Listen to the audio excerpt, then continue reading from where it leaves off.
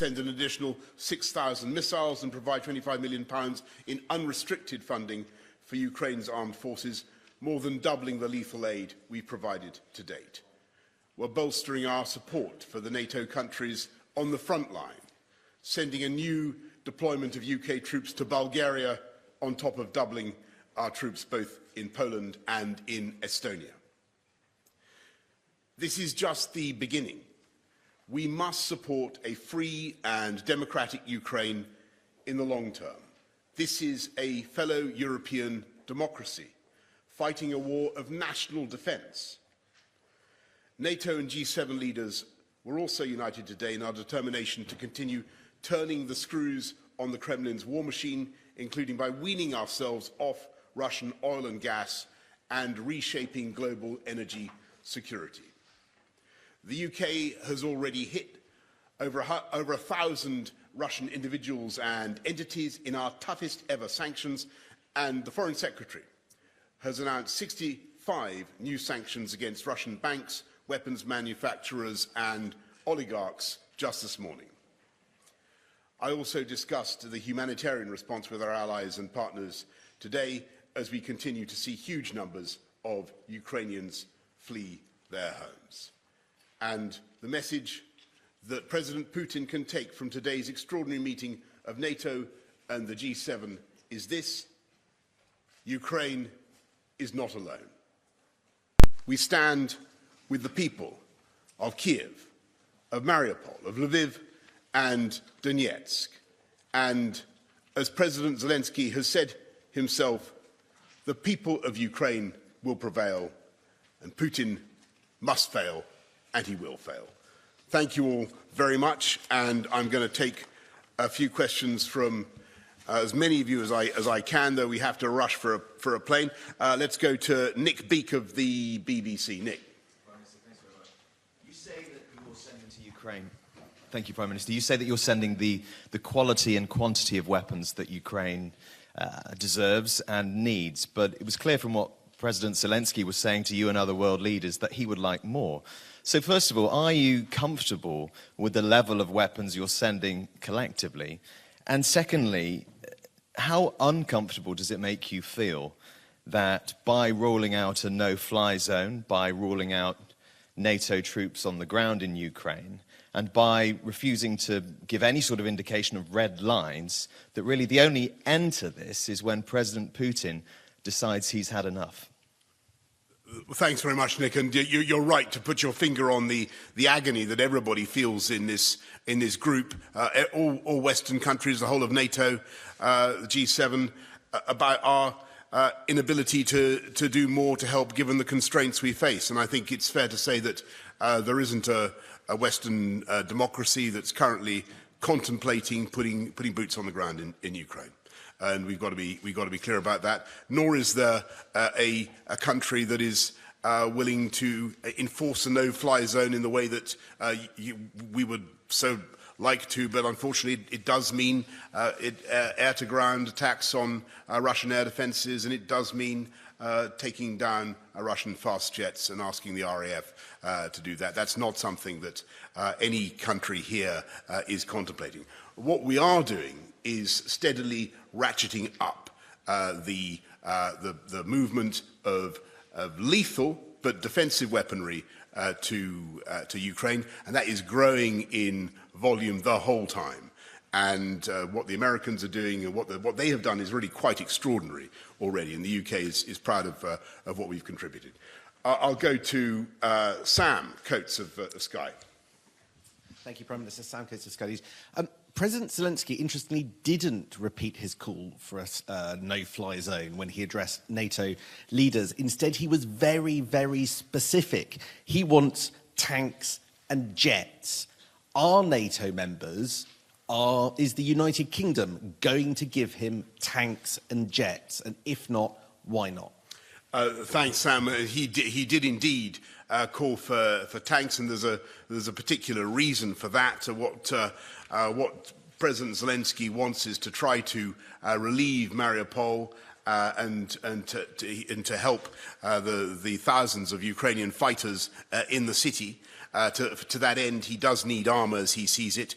We're looking at what we can do to help, but I've got to tell you, logistically at the moment, it looks very difficult, but both with armour and with jets. We're very conscious of what he's asking for. At the moment, we're looking at the equipment that we think is more immediately valuable is missiles that will enable the Ukrainians to protect themselves against bombardment from the air, but also to deal with the Grad rocket launchers, the Russian heavy artillery that is doing such dealing such death and destruction in the cities.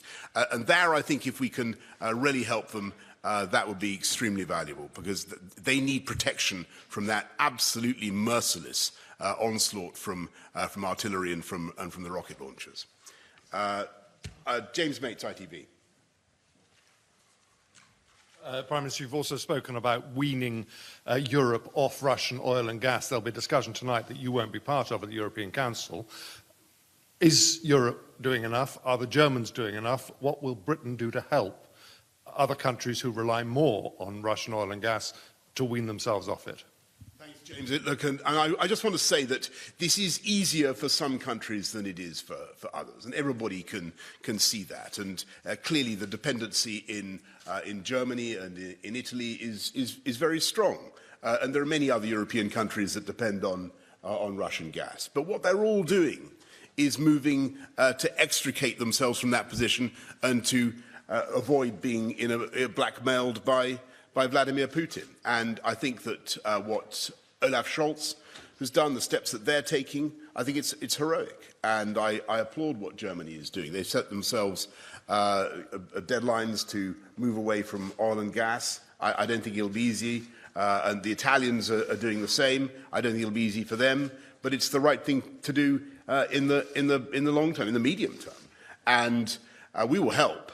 Of course, and one of the ways that I think we should all work together is in the sharing and the development of alternative provision, not least wind power. I mean, the Baltic countries, for instance, are heavily dependent on gas, but they have a fantastic future as generators of clean renewable energy. We want to help that. We have a lot of experience of it.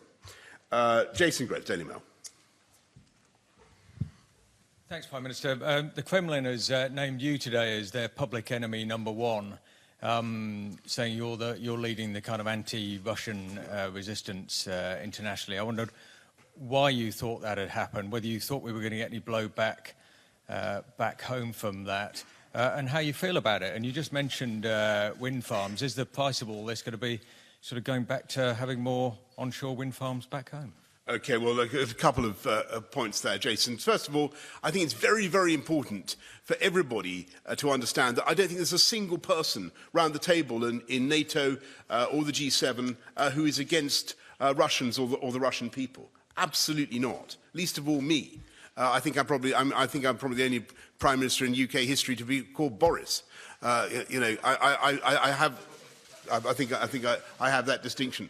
And I'm not remotely anti-Russian, but I think what we all agree is that what Vladimir Putin is doing, the way he's leading Russia at the moment, is utterly catastrophic, that his invasion of Ukraine is inhuman and barbaric, and the conduct of that invasion is now moving into the type of behaviour that, as I said before, we haven't seen in the continent of Europe for 80 years, and it's horrific. So you can be sympathetic towards ordinary Russians who are being so badly led, but you can be deeply hostile to the decisions of Vladimir Putin, the way he's leading his country. Sorry, you had another question about onshore wind. Look, I want to be clear. I think the massive opportunity for the UK is in offshore wind, and we've got good at that. We were, until very recently, I'm slightly to my irritation, we seem to be overtaken now by China, but we were until recently the biggest producer of offshore wind in the world. And one of the things I want to be setting out in the forthcoming British energy security strategy is how we can regain our lead as the number one and where we're going to be doing it. And I think you can do it in a completely environmentally friendly way. You can generate phenomenal quantities of renewable energy at zero marginal cost, and it is the way forward. Euronews, Meave McMahon.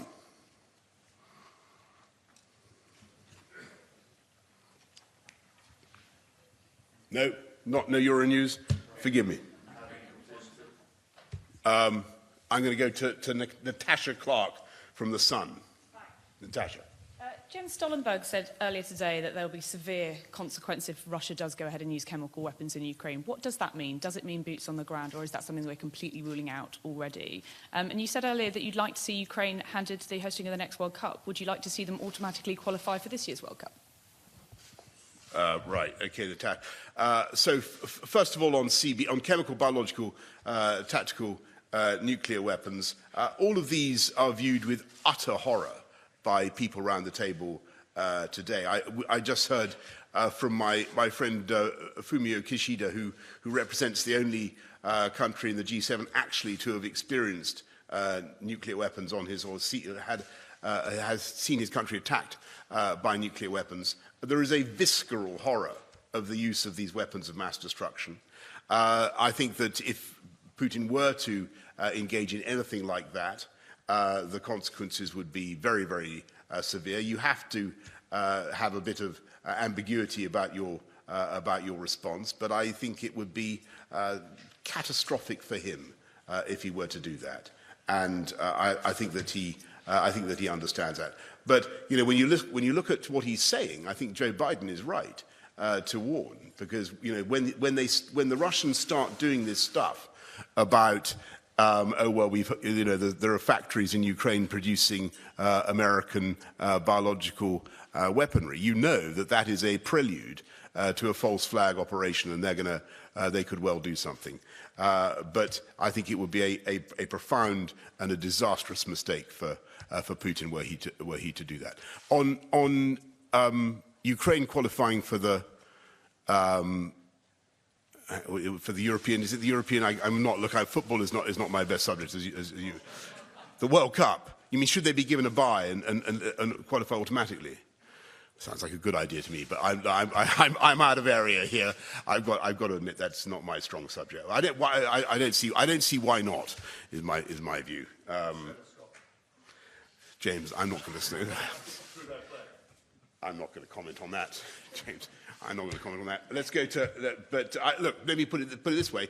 Given what Ukraine has been going through, given the privations that Ukrainian footballers have had to endure, I'm sure that every possible sympathy and allowances should be made for them. Let me put it that way. How about that? Let's go to Natalia Drozdiak from Bloomberg. Yeah, I'm right here. Thank you so much. Yes. I just had two quick questions. On the nuclear threat, how concrete is that? Can you give us a sense of those discussions? And secondly, you mentioned this morning that allies are examining ways to stop Putin from using Russia's gold reserves. Could you tell us whether those discussions have moved on today? Thank you. Yeah, thanks, Natalia. So I think it's very important to stress that I think that the discussion of the use of nuclear weapons is a distraction, and it's intended to be a distraction from what is really going on. And that is a savage attack with conventional means on innocent people in urban centres in Ukraine. Absolutely barbaric use of artillery and mortars and rockets as I've described, thermobaric bombs included, it now seems. That is what is going on. And what we're talking about is the right of the Ukrainian people to be equipped with the weapons to defend themselves. And all discussion of nuclear weapons is intended to frame this as a confrontation between Russia as a nuclear power and other nuclear powers. That's not what's going on. What's going on is a confrontation between Russia and entirely innocent people in Ukraine. That's what it's between. And what we're trying to do is help those people. And I think that is morally the right thing to do. On gold reserves, there is evidence that the Russians may be trying to get round. I mean, the Russians are obviously going to try to get round the sanctions on their gold, and we're taking steps to try to make sure that there's no leakage, no sale of bullion into markets around the world. Now, and that's what we're working on. Last question to Steve Swinford of the Times. Prime Minister, just to come back to Natasha's question, we heard from from a Western official today that if Russia did use chemical weapons in Ukraine, it would be highly unlikely that there would be a military intervention from NATO. Can I just clarify, are you in that position, or would you rule that out, or do you think it's possible that we could have a military intervention? Is it something you're prepared to consider? I just want to repeat the answer I gave to Natasha, which is I think that any such action would be not only morally repugnant, indefensible, but disastrous for Putin as well. And I think, well, I'm afraid I'm going to have to leave it there and rush for the plane. I'm under strict instructions. Thank you all very much. Thank you. Thank you.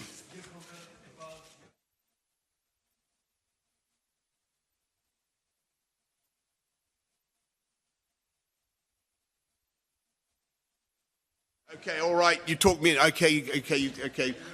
I do remember you, and I'm very sorry to come on, okay.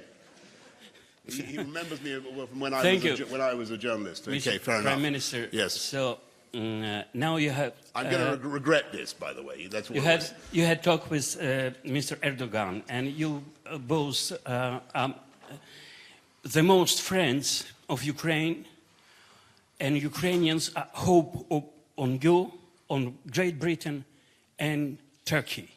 And you told that you can provide more armament for Ukraine. But you didn't say about air defense weapons. Yes. It's the main what is necessary for Ukraine.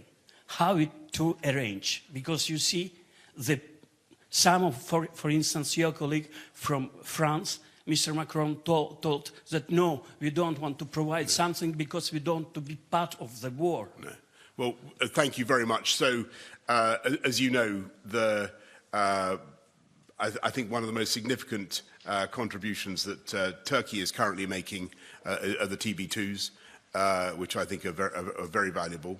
What the UK is providing, as I'm sure you've also seen, our air defences, and we're helping the Ukrainians to understand how to use them. I think that's entirely reasonable, but I don't think I should really go beyond what I said. The general tenor of the meeting, what everybody wants to do, is make sure that as Putin ramps it up, as Putin escalates his aggression, that we do ever more to defend and protect the Ukrainians, and that's what we're going to do. Thank you all very much. Thank you. Thank you.